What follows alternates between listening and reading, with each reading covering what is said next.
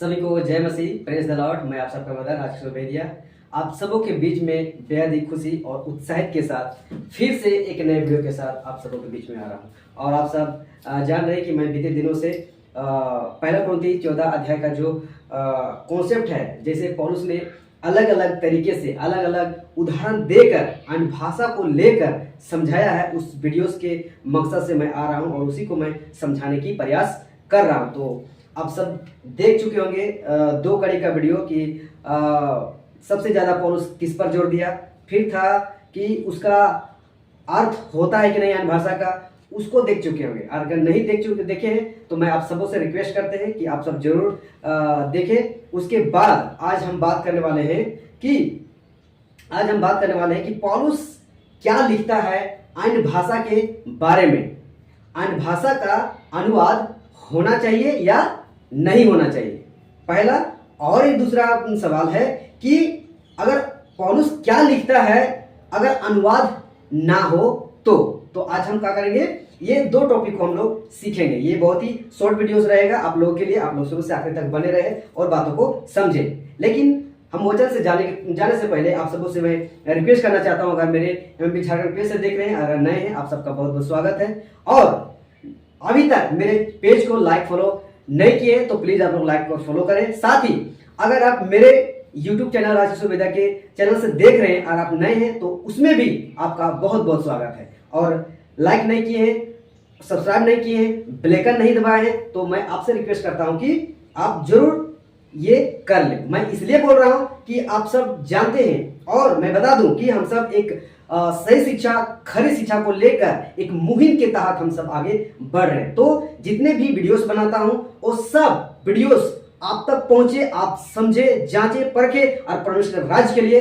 तैयार हो। और साथ ही मैं कहना चाहूंगा कि हर संडे मैं लाइव रहता हूं, साथ ही फिजिकल और वर्चुअल दोनों में। तो इसके लिए आपको क्या करना है, लाइक करना है, फॉलो करना है, बेल आइकन दबाना है, शेयर करना है। साथ ही अगर आप मसीह मंथन वन ग्रुप से नहीं जुड़े हैं, आपसे रिक्वेस्ट करते हैं आप सब जरूर जुड़े, क्योंकि पास्टर डैनियल राज उस ग्रुप में बहुत सारी वीडियोस, बहुत सारे टॉपिक में बात करते हैं आप सबों के लिए, हम सबों के लिए, मसीह की देह के उन्नति के लिए, ताकि उस ग्रुप में आप रहे और समझे और सीखे और आप भी परमेश्वर राज के लिए तैयार हो। और साथ ही मैं कहना चाहूंगा अगर आप पास्टर डैनियल राज के पेज को लाइक नहीं किए, फॉलो नहीं किए तो उसको भी कर लीजिए। साथ ही अगर उसके YouTube चैनल को भी अगर लाइक और सब्सक्राइब नहीं किए उसको भी कर लीजिए। और एक अनाउंसमेंट में बताना चाहूंगा कि हमारे रांची झारखंड में एवरी मंथ हमारे बीच में खरी शिक्षाओं के साथ पास्टर डैनियल राज आ रहे हैं। सो आप सब अगर खरी शिक्षा, सही शिक्षा सीखना चाहते हैं और पास्टर डैनियल राज से मिलना चाहते हैं तो आपसे रिक्वेस्ट है कि इस स्क्रीन में आप लोग देख रहे हैं इस नंबर पे आप सब जरूर कांटेक्ट करें और जरूर जुड़े इस ग्रुप एमएमबी झारखंड ग्रुप में, ताकि जब भी जिस मन से ये प्रोग्राम हो कि मंथ में एक बार आप तक सूचना पहुंचे और आप तक पहुंचे और आप वहां पे पहुंच सके, क्योंकि इसी ग्रुप से आप सबको इंफॉर्मेशन मिलते रहेगा कि कहां होना है, कब होना है, कैसे होना है। तो ये बात रहा। अब हम आते हैं और आगे बढ़ते हैं कि आज के टॉपिक की ओर हम लोग आगे बढ़ते हैं। तो मैं फिर से बताना चाहूंगा कि अब हम बात करेंगे कि पौलुस क्या लिखता है अन्य भाषा के बारे में। अन्य भाषा का अनुवाद होना चाहिए या नहीं होना चाहिए। मैं ये टॉपिक को आप सबों को बीच में क्यों रख रहा हूं, मैं इसलिए रख रहा हूं क्योंकि पहला कुरिन्थी 14 अध्याय वचन 2 को उठा के आज मसीह की देह में जबरदस्त गलत शिक्षा थोपी जा रही है। वो अन्य भाषा नहीं है, वो स्वर्ग भाषा नहीं है, वो परमेश्वर से बात करने का भाषा नहीं है। वो वचन पौलुस एक ताना के रूप में बोला था। क्यों? क्योंकि फर्स्ट सेंचुरी कलीसिया जो कुरिन्थियों की कलीसिया थी, स्पेशल कुरिन्थियों की कलीसिया थी, उस कलीसिया में, उस कुरिन्थियों की कलीसिया में इस अन्य भाषा को लेकर बहुत गड़बड़ी थी। वो लोग, हम मानते हैं कि वो लोग सही बोलते थे, लेकिन वो लोग गलत जगह बोलते थे। हाँ, कभी भी बोलते थे, कहीं भी बोलते थे, कोई उसको नहीं सुनता था, कोई नहीं समझता था, और क्या बोलेंगे, उसका कोई अनुवाद भी नहीं करना था, तो उसे किसी का उन्नति नहीं होता था, जिसके वजह से पौलुस को उस पहला कुरिन्थी 14 अध्याय वचन 2 को बोलना पड़ा कि तुम लोग क्या करते हो, मनुष्य से थोड़ी बात करते हो, तुम लोग तो परमेश्वर से बात करते हो, क्योंकि तुम लोग तो भेद की बातें परमेश्वर के आत्मा में होकर बोलते हो। ऐसा करके उनको बोलना पड़ा। लेकिन इसको भी समझना, अगर यदि ये अन्य भाषा सही होता तो सबसे ज्यादा जोर पौलुस को यही रहता कि तुम लोग क्या करो, अन्य भाषा में बोलो, अन्य भाषा में बोलो, अन्य भाषा में बोलो। लेकिन मैं सबसे पहला टॉपिक में आपको क्लियर कर चुका हूं कि पौलुस सबसे ज्यादा जोर दिया भविष्यवाणी करने में, यानी प्रचार करने में। अब हम उसी को, वही गड़बड़ी को सुधारने के लिए पौलुस भी अलग अलग एंगल से प्रयास किया है समझाने का। तो उसी के बेस में मैं भी इस वचन को आप सबों के बीच में रखने जा रहा हूं। आपको समझना पड़ेगा कि पौलुस क्या लिखता है अन्य भाषा के बारे में, इस अन्य भाषा का अनुवाद होना चाहिए या नहीं होना चाहिए। पौलुस क्या लिखता है, हमें किसी पहाड़ प्रचारक सेवा को नहीं सुनना है, लेकिन पौलुस को तो सुनना है, यीशु को तो सुनना है। तो पौलुस जो 14 लेटर लिखा है ना, उस लेटर में से इस कुरिन्थुस की कलीसिया को भी लिखा है। इस बात को सुनना है और समझना है। चलिए हम लोग बढ़ते हैं वचन की ओर, है ना। तो सबसे पहले हम लोग निकालेंगे पहला कुरिन्थी 14 अध्याय वचन 13 को पढ़ते हैं कि पौलुस आपसे, हमसे, पूरे मसीह समाज से इस अन्य भाषा के बारे में क्या कहना चाह रहा है। तो आई होप सब अब तैयार हैं। अगर तैयार हैं तो हम यहां से आगे बढ़ते हैं। तो क्या लिखता है इस कारण जो अन्य भाषा बोले तो वह प्रार्थना करे कि उसका अनुवाद भी कर सके। जी हां, आप बिल्कुल सही समझ रहे हैं, सही सुन रहे हैं, सही वचन लिखा गया। पौलुस क्या कह रहा है कि जो अन्य भाषा, अभी आप अगर देख रहे हैं, आप अन्य भाषा बोलने वाले हैं, अन्य भाषा के सपोर्ट में हैं, तो आपको इस बात को समझना होगा, इस पौलुस के वचन को समझना होगा कि लिखता है इस कारण जो अन्य भाषा बोले तो वह प्रार्थना करे। किस लिए प्रार्थना करे? कि उसका अनुवाद भी कर सके।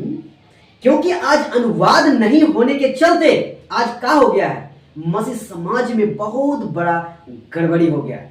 बिना मतलब का क्या कर रहे हैं लोग, रबा रबा सबा सबा गिर रहे हैं, लोटपोट हो रहे हैं, चीख रहे हैं, चिल्ला रहे हैं, उसका कोई मतलब नहीं। कोई नहीं सुन रहा है, कोई नहीं समझ रहा, सुन रहा है मतलब कोई समझ ही नहीं रहा है, कोई खुद वो अनुवाद नहीं कर रहा है, ना दूसरा कोई भी अनुवाद कर रहा है, ना कोई अर्थ बता रहा है। तो क्या हो रहा है, बिना मतलब कर रहा है। पहले दो काम दूसरा अध्याय में पढ़ेंगे तो आपको ये चीज नहीं मिलेगा।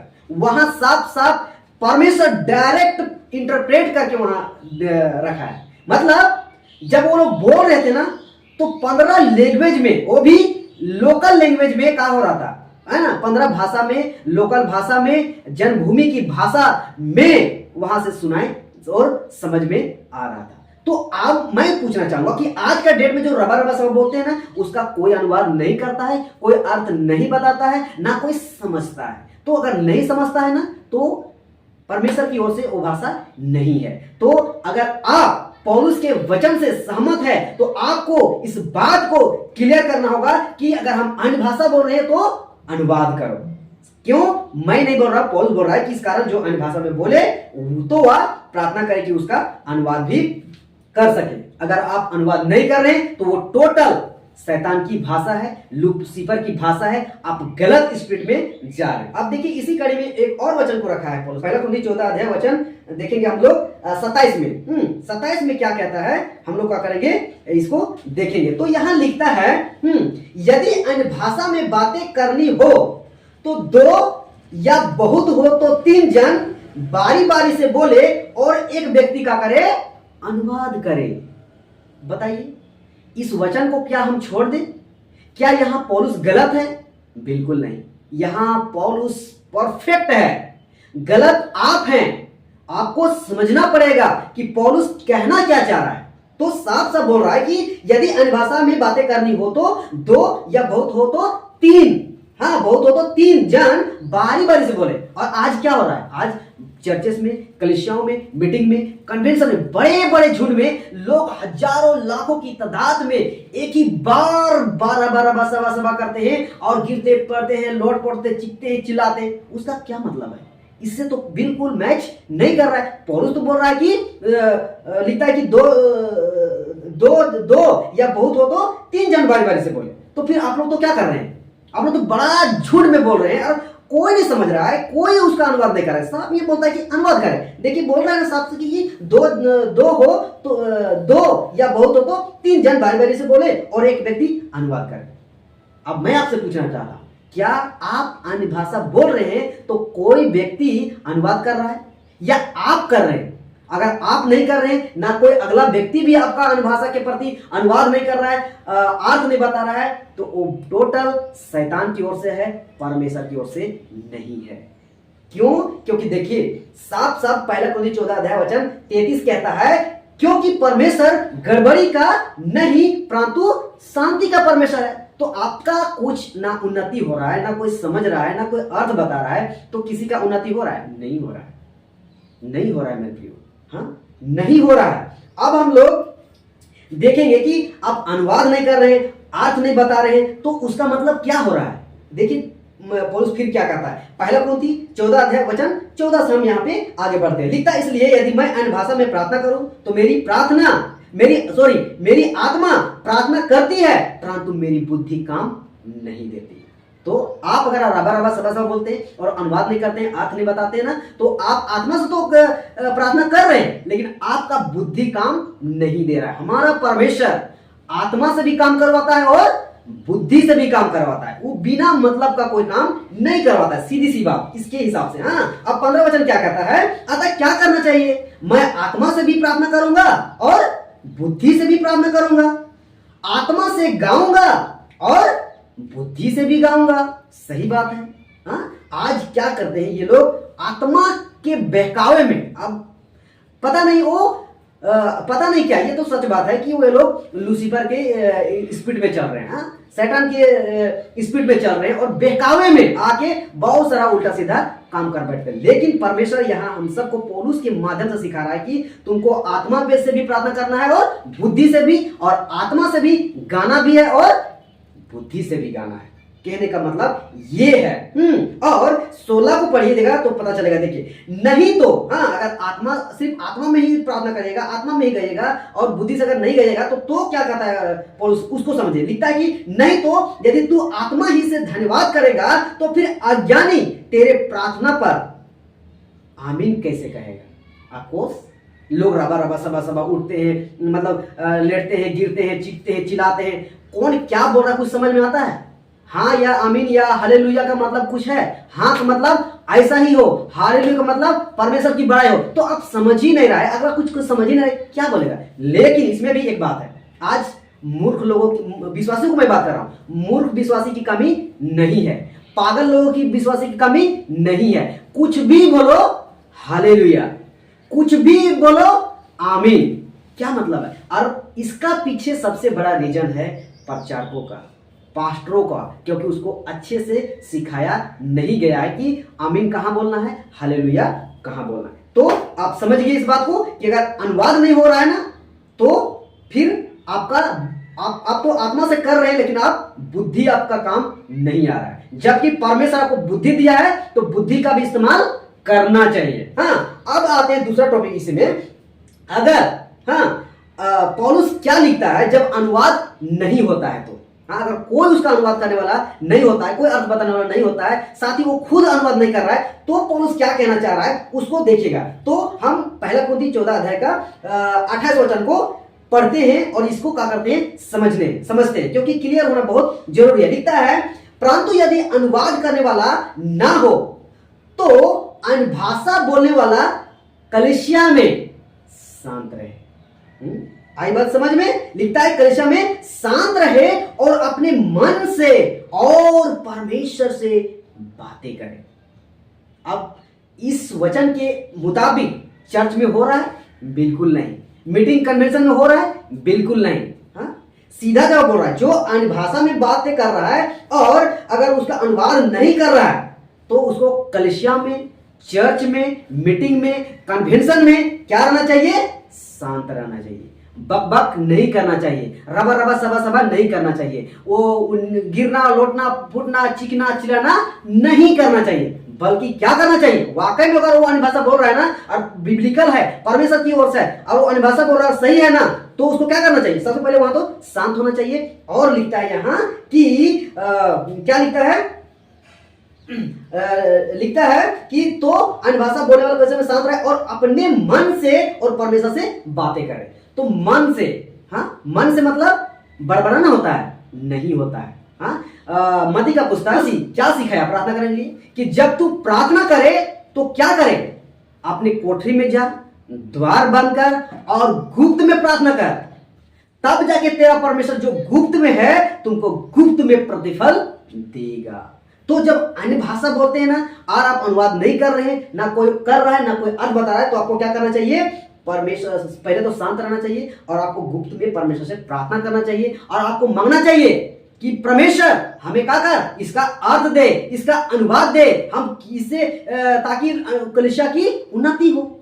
तब जाके आपको अनुवाद मिलेगा, तब मिलता, या फिर उसका अर्थ बताना होता तो आप फिर कलीसिया को बताते, तब कलीसिया के लोग समझते और फिर वैसा करते और कलीसिया की उन्नति होता। लेकिन मैं समझता हूं, जहां तक मैं देख पा रहा हूं, आज ऐसा कुछ नहीं होता है।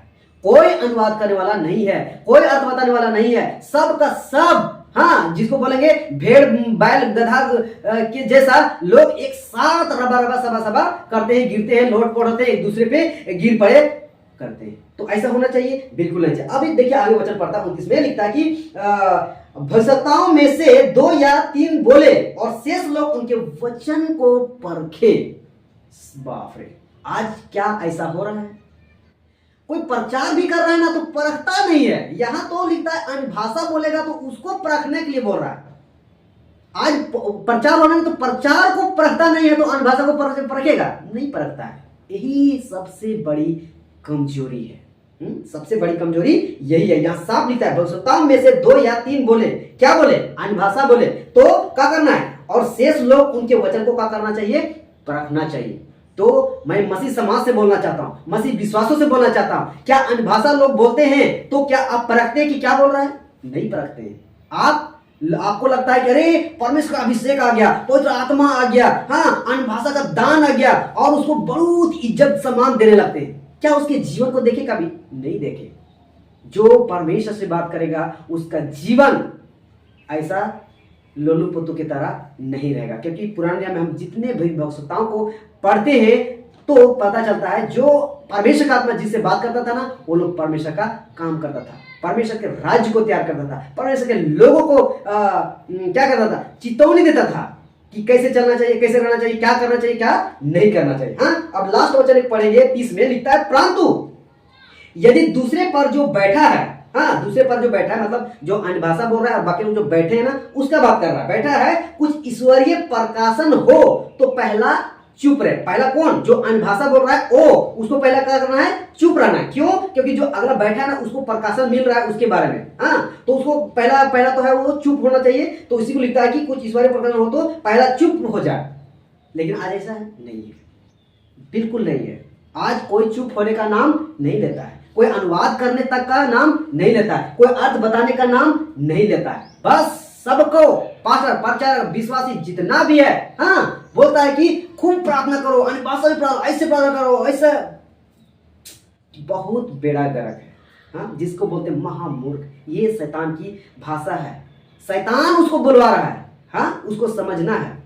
आप समझे कि वचन क्या कहता है। पहला अनुवाद होना चाहिए, 2 वचन को मैंने रखा, हाँ, अनुवाद होना चाहिए, उसका अर्थ होना चाहिए, हाँ। और अगर आप अनुवाद नहीं कर रहे हैं, अर्थ नहीं बता रहे हैं, तो क्या हो रहा है, आप आत्मा से तो कर रहे हैं लेकिन आपका बुद्धि काम नहीं दे रहा है। और बुद्धि काम नहीं दे रहा है, कलीसिया को उन्नति नहीं हो रहा है, कलीसिया को उन्नति नहीं हो रहा है, तो परमेश्वर आपसे खुश नहीं है, सीधी सी बात। और क्या हम लोग सीखिए कि अगर अनुवाद नहीं हो रहा है तो आपको क्या करना है, आपको शांत रहना है और आपको गुप्त में, घर में, जहां भी आपको शांत होकर परमेश्वर से बात करना है, परमेश्वर से मांगना है, और फिर जैसा आपको अगुवाई करता है करिए। लेकिन आज ऐसा नहीं हो रहा है। मसीह समाज, मसीह के लोग, विश्वासियों, पास्टर, प्रचारक, सेवक, जितने भी लोग हैं, मैं इस वचन से, इस पौलुस के स्टेटमेंट से मैं आप सबको बताना चाहूंगा कि पहला कुरिन्थी 14 अध्याय वचन 2 को तो देखते हैं, आंख उठा के खोल के अच्छा देखते हैं, लेकिन क्यों नहीं इस वचन को देखते हैं बीच में?